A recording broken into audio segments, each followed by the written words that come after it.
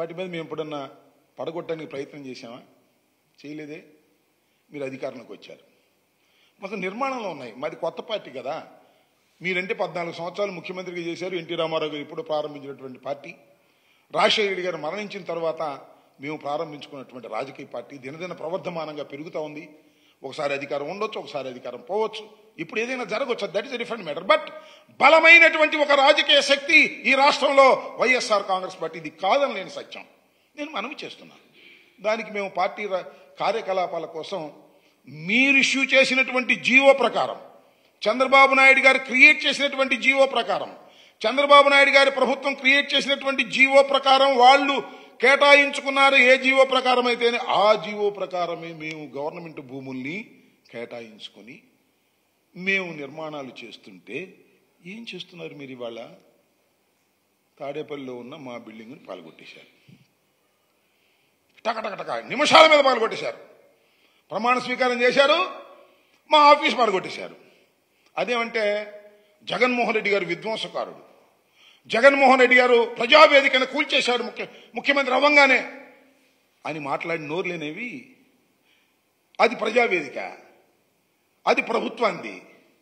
జగన్మోహన్ రెడ్డి గారు ప్రభుత్వానికి వచ్చిందో తొలగించాడు, ప్రభుత్వ ఆస్తిని తొలగించాడు. మీరు ప్రభుత్వానికి వచ్చారు, చంద్రబాబు నాయుడు గారు ప్రమాణ స్వీకారం చేశారు, అసెంబ్లీ జరుగుతూనే ఉంది. మా పార్టీ ఆఫీసు, మేము కష్టపడి కట్టుకున్నటువంటి ఆఫీసు, మీరు ఇచ్చినటువంటి జీవోల ప్రకారం మేము స్థలాన్ని కేటాయించుకుని కట్టుకుంటున్నటువంటి దాన్ని టపటపా తెల్లారి గట్టొచ్చి పాల్గొట్టేశారే.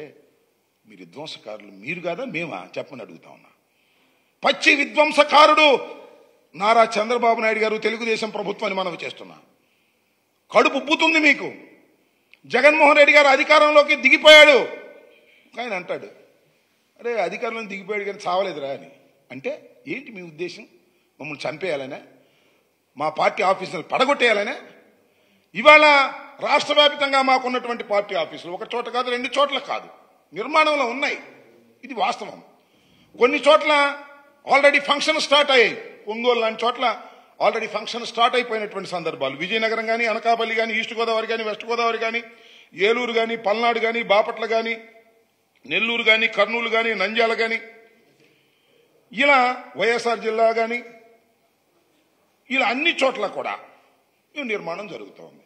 నిర్మాణం జరుగుతుంటే ఏం చేయాలండి? ఒకవేళ అక్రమంగా కట్టామని మీకు ఏదైనా అభిమానాలు ఉన్నాయనుకోండి, ఎవరు వెళ్ళాలి ఆ ప్రాంగణాలకి? ఆఫీసుకు వెళ్ళాలి, అంటించాలి, ఇదిగో నోటీస్ ఇవ్వాలి, లేదా మాకున్న బాధ్యులతో ఆఫీసర్లు మాట్లాడాలి. నేను అడుగుతా ఉన్నా, తెలుగుదేశం మంత్రులకేం పని? తెలుగుదేశం ఎమ్మెల్యేలకేం పని? మా ప్రాంగణాల్లోకి వెళ్ళి, మంత్రులు వెళ్ళి, ఎమ్మెల్యేలు వెళ్ళి విజిట్ చేసి మా ప్రాంగణంలో ప్రెస్ మీట్లు పెట్టి మేము కూలుస్తామని సవాళ్లు చేస్తున్నారే, ఏమిటి అరాచకమని అడుగుతా ఉన్నా. మా ప్రాంగణాల్లోకి, మా ప్రాంగణం కాదు, కోర్టులో తేల్చుకోండి, మాకు అభ్యంతరం లేదు. కోర్టులో ఆల్రెడీ మేము నిన్న కోర్టుకు విన్నవించుకున్నాం, హైకోర్టు వారు వింటున్నారు. ఇవాళ దాకా స్టేటస్ కో ఇచ్చారు, ఇవాళ వింటారు. ఏం జరిగిద్దో చూద్దాం. మీరు దౌర్జన్యపూరితంగా ఎమ్మెల్యేలు, మంత్రులు మా ప్రాంగణాల్లోకి, మాకు గవర్నమెంట్ ద్వారా సంక్రమించినటువంటి చట్ట ప్రకారంగా సంక్రమించబడినటువంటి స్థలాల్లో మేము భవనాలు నిర్మించుకుంటుంటే ఆ భవనాల దగ్గరికి వెళ్ళి మీరు ఆక్యుపై చేసుకుని అక్కడ ప్రెస్ మీట్లు పెట్టి అక్కడ మమ్మల్ని బెదిరించే కార్యక్రమం చేస్తున్నారంటే ఇది ప్రజాస్వామ్యమా లేక అరాచక పాలన అని అడుగుతా ఉన్నా. మీది అరాచక పాలన కాదా అని అడుగుతా ఉన్నా. మీరు చట్ట ప్రకారం రండి, చట్ట ప్రకారంగా మాకు నోటీసులు ఇవ్వండి, చట్ట ప్రకారంగా మేము కోర్టులో తేల్చుకుంటాం. చట్టం కూల్చమంటే మీరు కూల్చండి, మాకు అభ్యంతరం లేదు. అభ్యంతరంగా వచ్చి కూల్చేస్తాం, నరికేస్తాం, చంపేస్తాం అనేటువంటి పద్ధతుల్లో మీరు వ్యవహరించడం అనేది సరైనటువంటి విధానం కాదు. ఇప్పటికైనా మీరు జాగరూకతతో వ్యవహరించండి.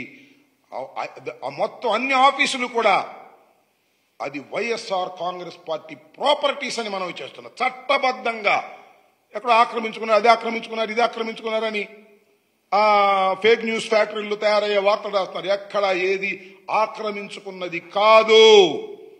చట్ట ప్రకారంగా మేము వాటిని ప్రభుత్వం ద్వారా జీవోల ప్రకారం పొందినటువంటివి.